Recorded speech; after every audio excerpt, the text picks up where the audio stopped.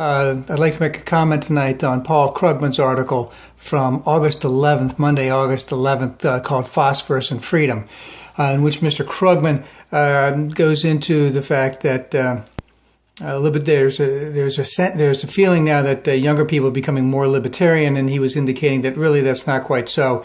He then got into another aspect of what libertarian thought is, where it's totally against government and anything that government can do, because it's if we're limiting our freedoms, then we're hurting the individual.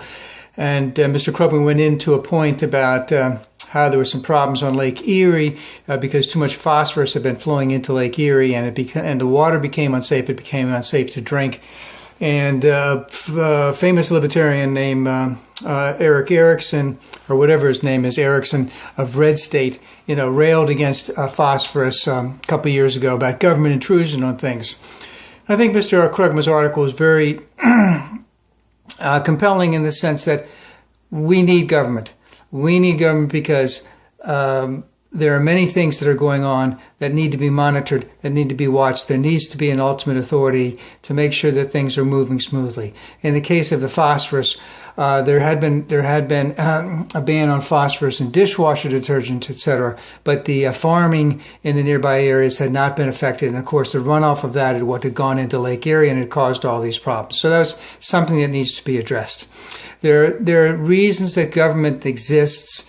And there are reasons that we need government to exist. So in the idea that, number one, that's phosphorus. So in terms of chemicals, in terms of pathogens, in terms of man-made substances, in terms of how they break down, how they don't break down, these are all things that are important that need to be regulated in some way. The food. No one wants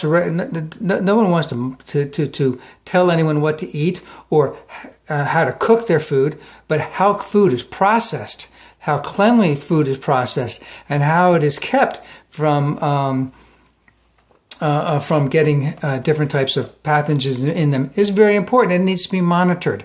So we do need the the Agriculture Department. We do need the Food and Drug Administration to monitor drugs, to make sure that they're working the way that they claim they're working. I know that a number of pharmaceutical companies the last couple of years have paid huge sums of money. Of course, they made more when they're selling the drug, where there are side effects that they knew about, and they still said that the drug was safe. So there needs to be monitoring of things like that. So we do need the Food and Drug Administration. We need the Department of Agriculture. We need to have government agencies monitor, what's going on, whether it being a power plant, whether it being a coal power plant, whether it being some type of manufacturing plant. Where's the runoff? What's the discharge? What's going out into the air? I would like to think, just me, I wouldn't consider myself a libertarian, but I would like to think that any time that we manufacture anything, we find a way to manufacture it so that it can be fully recycled all the way through.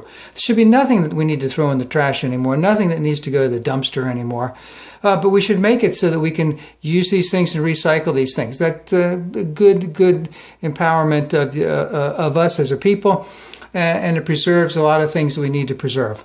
The article was really more about libertarianism, and the fact that young people actually do like big government for some things, and that the research doesn't show that there are as many libertarians that are young people or not. And the reason why I wanted to go back to that just a minute is that as we go on, as I'm aging, and as the people younger are going to start taking over the world, it's important that they have a good idea of what the world is like.